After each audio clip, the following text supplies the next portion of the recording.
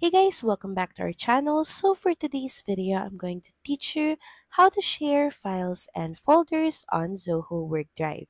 So first head over to workdrive.zoho.com and make sure that you're logged into your Zoho account. Next, in the left panel, select the location in which your files and folders are located. Next is tick the box of the folders and files that you would like to share. Then click on the Share button. Add members by entering their email address. Also set their access level for the file or folder if they can organize, edit, view and comment, or just view the file. Then once done, head over and click on the Share button.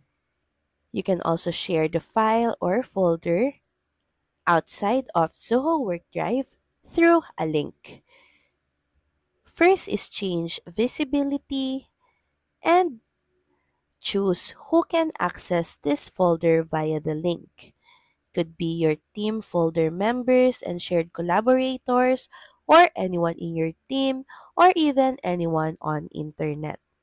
Then click on Save. Now just copy this link and share it with them. You can also share this through an external share link. Just click on this link.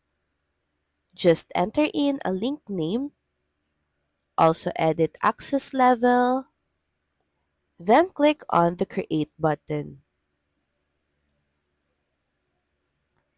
You may then copy and use this link to share it with others.